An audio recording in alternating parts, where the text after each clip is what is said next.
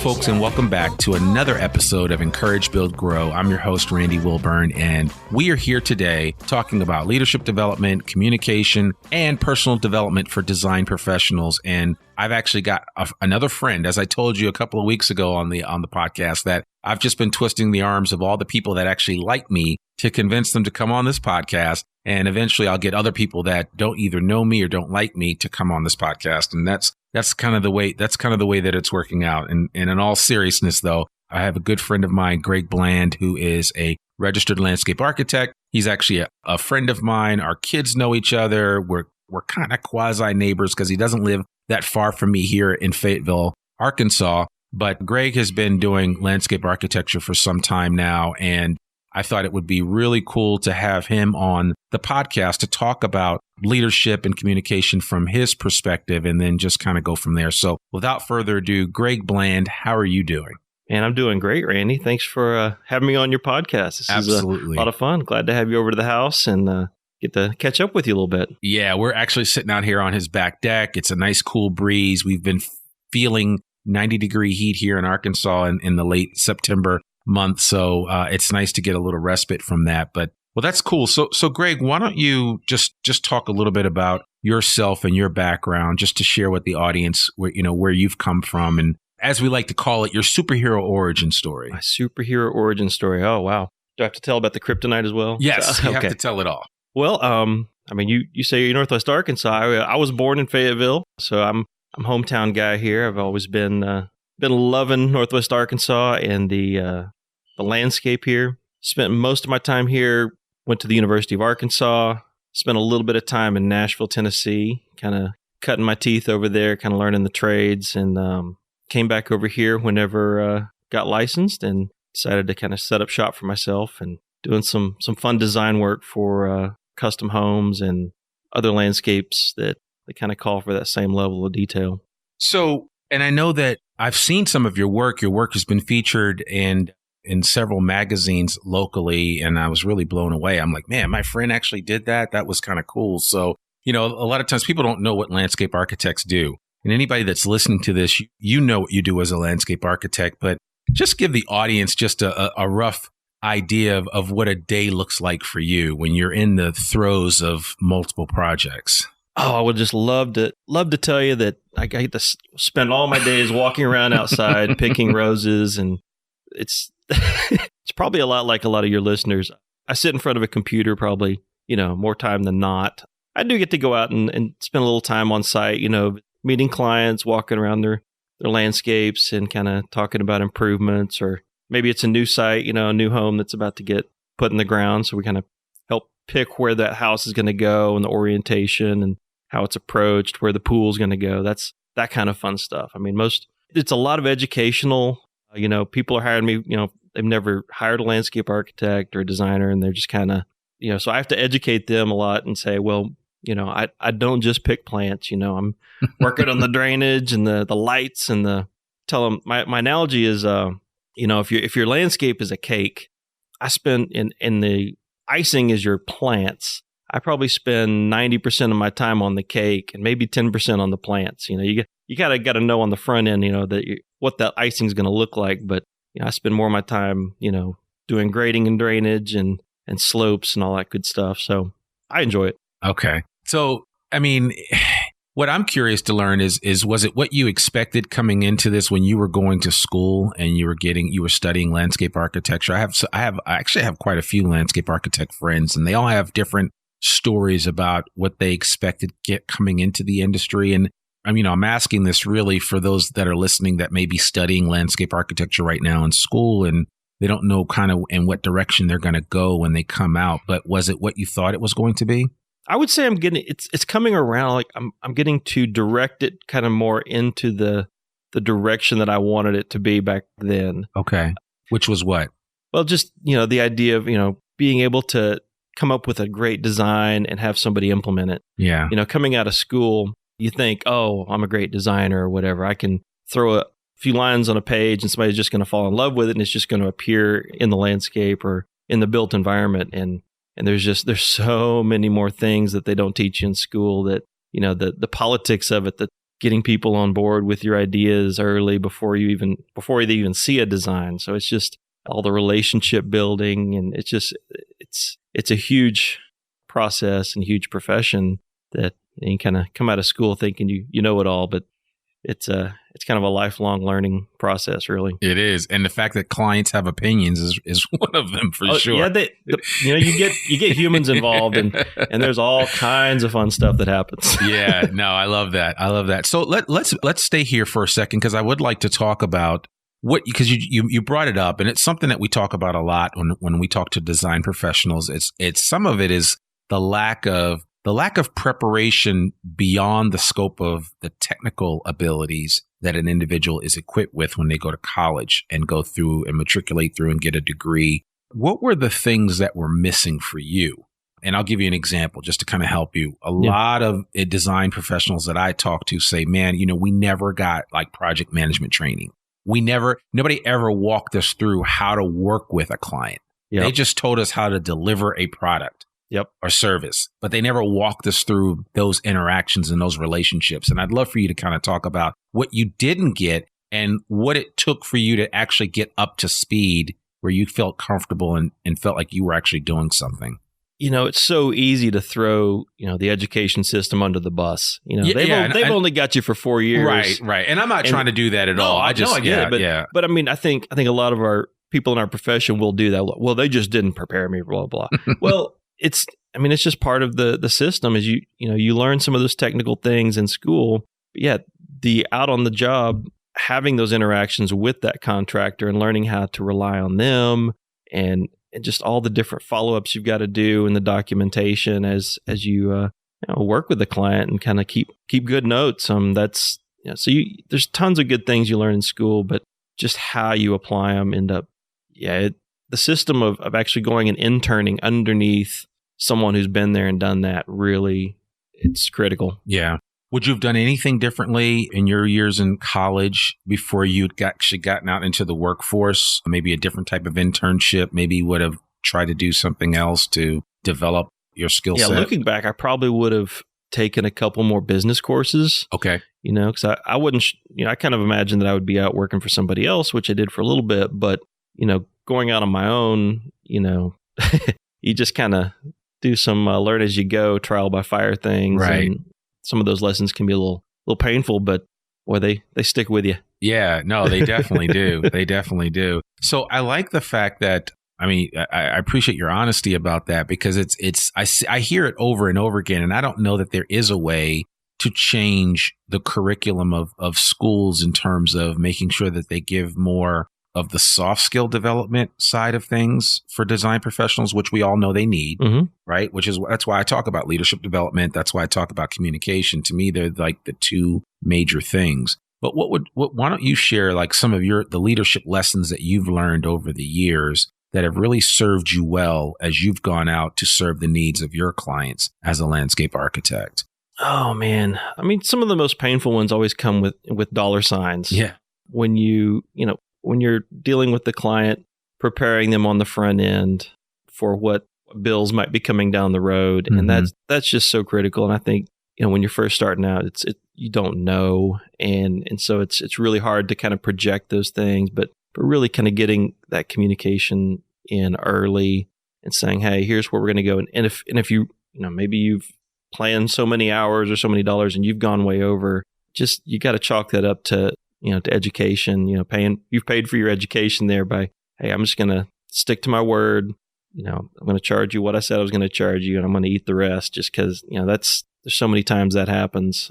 I think early on that doing that a little bit more will, you might be hungry at the time. You might really be needing that check, but the relationship is way more important, and it will pay for itself dividends later on down the road. Yeah. By preserving those relationships. I think, and I'm glad you brought relationships up. I was just doing a training in New York City with the Port Authority, and one of the things that we talked about with some very seasoned design firm owners was the importance of continuing to develop those relationships. The example that I gave was simply that if you build a relationship with your client and they become a friend, well, I always tell people friends don't fire friends. Yeah. Right? That never happens. Now, you might run into a situation where a friend has to come to you and say, hey, Greg, this has been great, but here's where I am. And they'll have a moment with you where they'll share and bare their soul and be like, we can't move on with our current relationship, and here's why. And I want to, so you get that level of transparency instead of that call saying, hey, things just aren't working out the way that we had hoped. We're going to go in a different direction, because no design professional ever wants to hear that. Oh, no. That's the nail through the heart. Exactly. And I only bring that up because you brought up the word relation, the R word. And I think relationship is it's critical in any business setting, right? You have to, from a B2B perspective, if you're working with other businesses and serving their needs, or if you're working directly with a consumer, which you do, you have to understand how important those relationships are. Not only is it important for your bottom line, but most of those relationships lead to other relationships.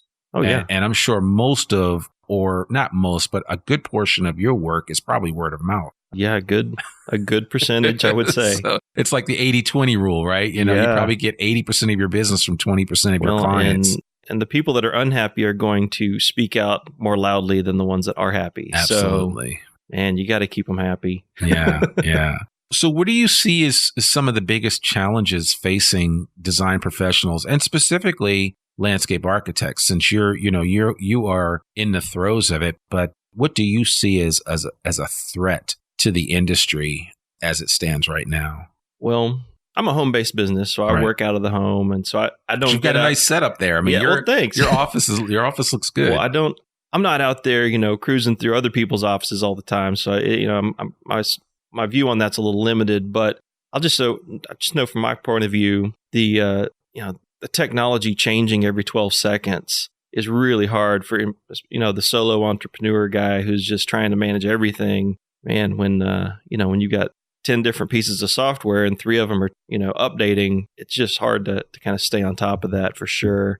But I think there's a lot of, I guess I don't focus too much on the threats as I do on the opportunities. Yeah. Like right now, I've decided, I've kind of made a choice for myself that I don't want to start, a big company where I've got lots of people working for me in an office. I could do that, but that's not my thing. I like to design. But right now I'm using technology to my advantage. I've got a draftsman in Bolivia who's awesome. I mean, he'll probably listen to this. So what's up, Diego? That's cool. We've got this awesome relationship. He's an architect. He does a lot of 3D modeling in the software that I use. And he, whenever I need him, he's just happy to help out. And so we do a lot of work together. How did you come in contact with him?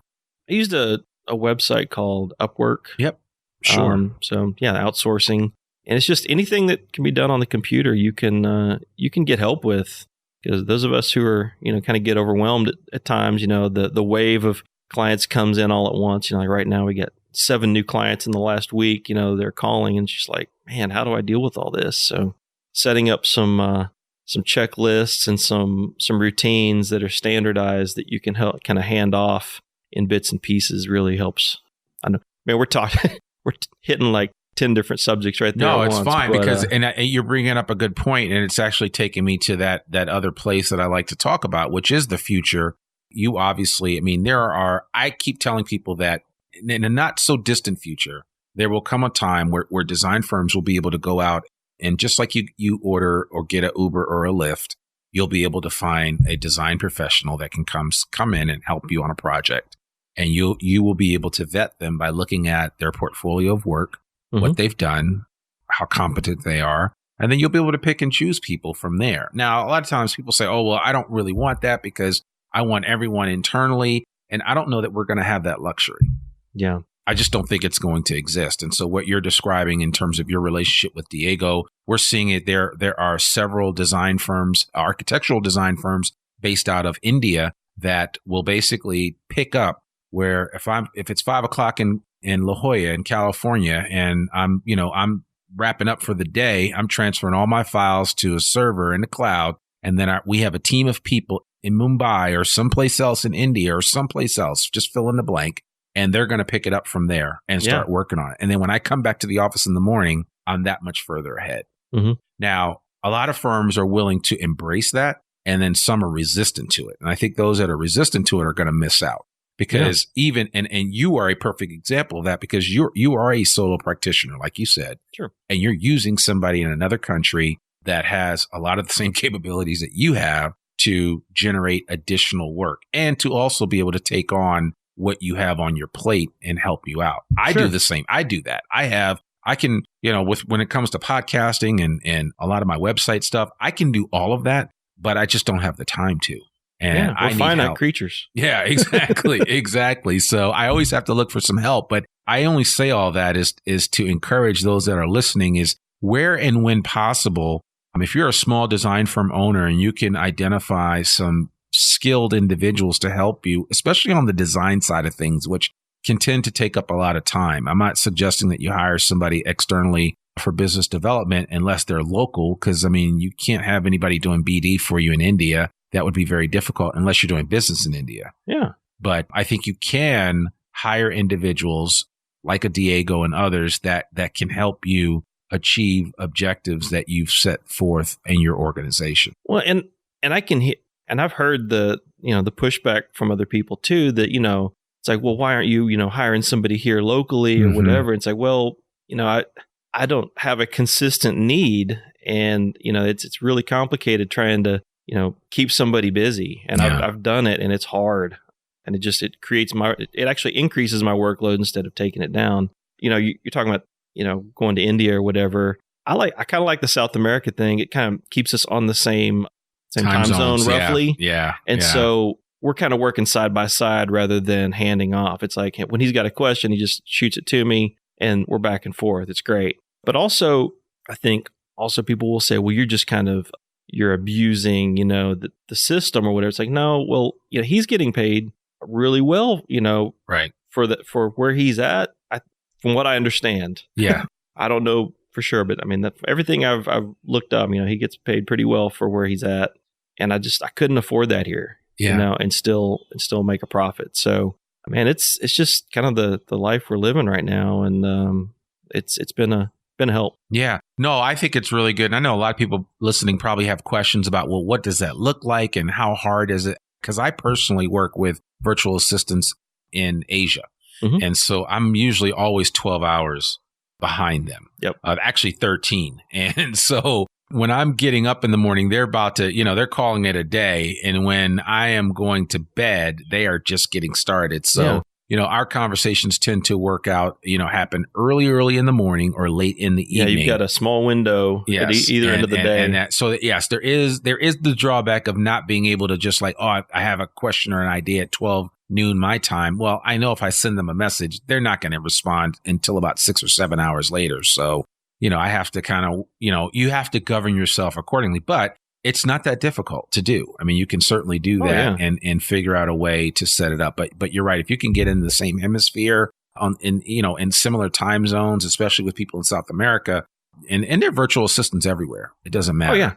Where Eastern Europe, you name it. Depending on what you need, there's a virtual assistant out there for everything. Well, on the flip side, this part of what I'm about is really kind of giving back to the profession in some way. And so I do believe in, locally, we got the university here, going up there and sitting on critiques and stuff like that. So I do enjoy the face-to-face personal investing in the people here and the students coming up. So I'm always offering, hey, if, students, if you're in the profession or, you're studying, and come shadow for a day. I'll be glad to show you around, some job sites under construction, because I know that was something that was kind of missing. I didn't get to really get those boots on the ground that I have available. I can, kind of show them what's going on. But also we're doing some, plans for the future as our business, where we're actually doing some online training, and it's kind of a virtual thing, but I'm really wanting to pour back in and teach some of this next generation, some of the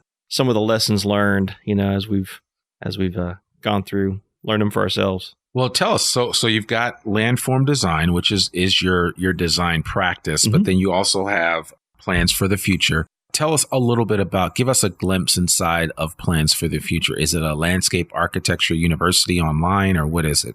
Well, it's kind of in its infancy still. When we're in the first year, my friend David Schmidt he had township designs here in town, and we both really love, doing the residential thing.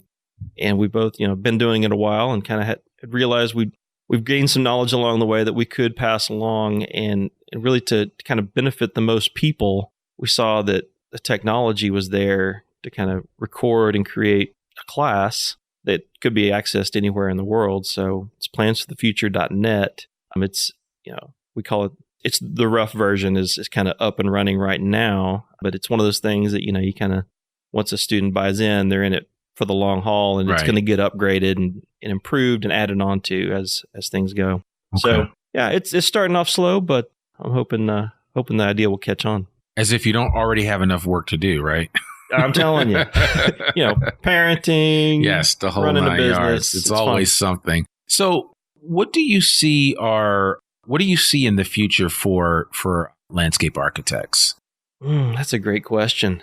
I think one of the best things about our profession is that a lot of it is rooted in plants. Plants don't change just all that much. I mean, there's people out there breeding new plants and stuff, but for the most part, you kind of have to work with what God gave you. Yeah. So that is one piece of stability that I kind of latch on to. But a lot of it is, learning how to work with, architects doing new building systems and being able to, work at the speed that they're working on and responding in a timely manner. So just that adapting with the technology is huge. But yeah, I see the software evolving, and I'm hoping that somehow we don't get completely replaced by some, programmer somewhere. But as for now, it's like getting that real human eyes on the ground. Right. Makes a huge difference. Right. And I don't see that being replaced anytime in my near future. So, I have a question to ask you, because I know in a lot of landscape architecture shops, the designers kind of feed off of each other. So when it's time to do a charrette and kind of sit down and go through some things, how do you accomplish that as a solo practitioner? Well, there's a few ways. I mean, it's kind of fun working with my buddy David. I mean, we've had to really compare notes and kind of figure out how we both do things, and so that's been a fun experience.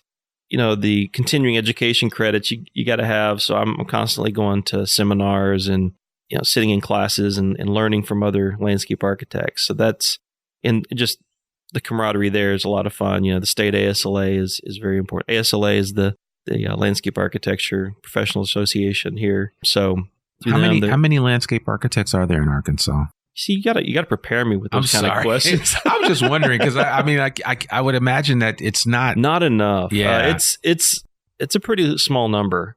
Yeah, I don't have that at the forefront of my mind. But yeah, when you look at just the number of design professionals, period, in all of the verticals and all the markets, we just don't have enough. Period.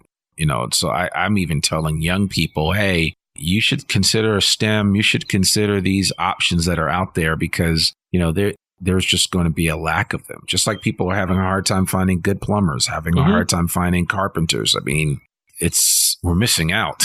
Well, and also I think the focus on the environment is going to really play into that. So if you're on the fence about going to school for it, do it. It's just gonna.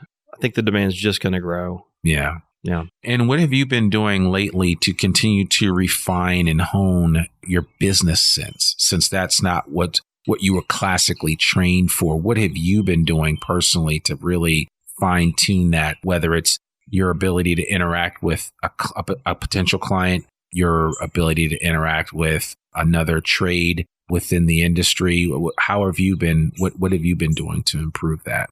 One of the big things I think is, working with David on, he's a little bit more business savvy than I am. I'm just really passionate about design, and I stick to that as much as possible, but he's really kind of pushed me on standardizing processes. Okay. And so I'm using a piece of software called Process Street, which is just really cool as far as building some standardized checklists.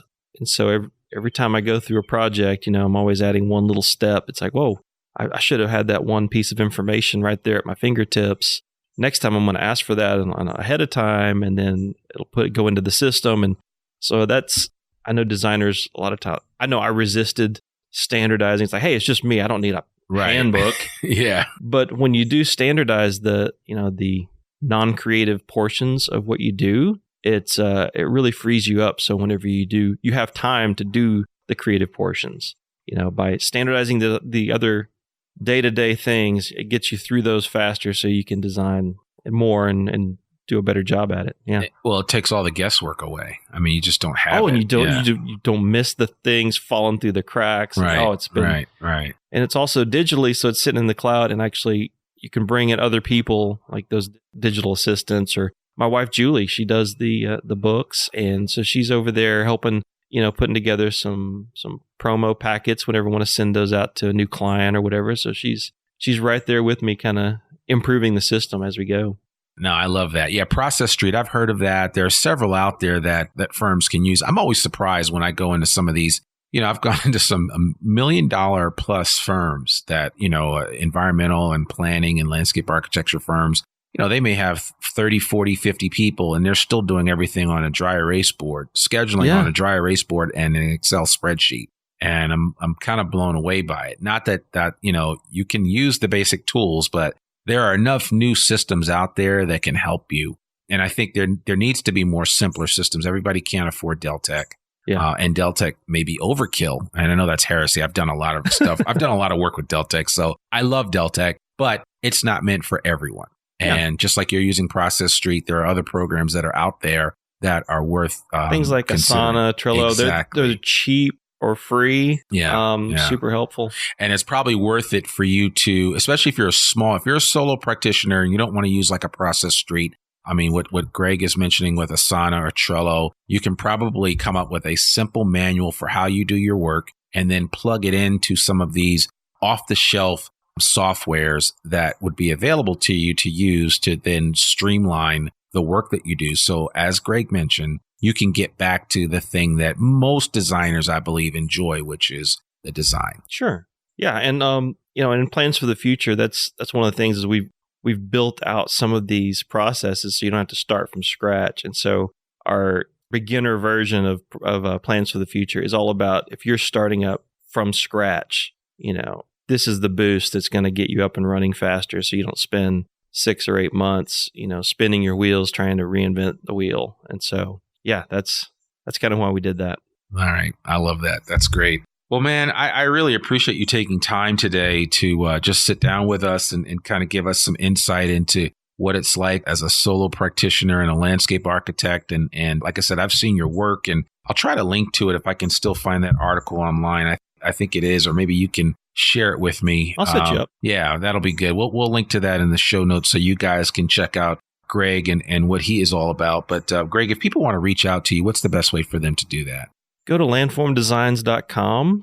We've got a little form in there if you're interested in, being a client, or just have a question, the little form will email me and I'll email you back. Yeah, that would be nice. That's a novel idea, right? So anybody out there that's a young landscape architect, Greg is certainly a resource, and I would encourage you, I don't care where you are, you don't have to be in Arkansas to reach out to him. Just shoot him an email, and he is a man of his word, so he will get back to you. And we'll certainly link to plansforthefuture.net and landformdesigns.com on our show notes so you can check it out. So last but not least, before we close out, I have to ask you, and I am putting you on the spot now. Oh, boy. What was the last book that you read that really impacted you? The last book that I read, I would have to say that really impacted me. I'm sad to say I'm actually reading Lord of the Flies. No. That's a good Lord book. of the Rings for the first time. Okay. But the one that I most recently read that impacted me was Bill Bryson's Walk in the Woods. Okay. One of my longtime dreams is to hike the Appalachian Trail end to end in one venture. But I don't know, man, the way my middle-aged back is feeling, I don't know if I'm going to be able to do that. But oh man, I can at least do it through a book. Yeah, exactly. Well, that's a start. Fun read. Maybe you've got some boys. Maybe you can convince some of them to join Dad on a trip and try to make it happen. It might not have to be a 6-month trip. Maybe a weekend. No. What I mean, if you did it. Like if you legitimately did it, how long? What does it take? I mean, I think it's 4 to 6 months. Is it really? Yeah, it's a long way. Okay, thousands of miles. Yeah. So wow, that would be cool. So all right, what's the last good movie you saw? Good movie. Oh my gosh.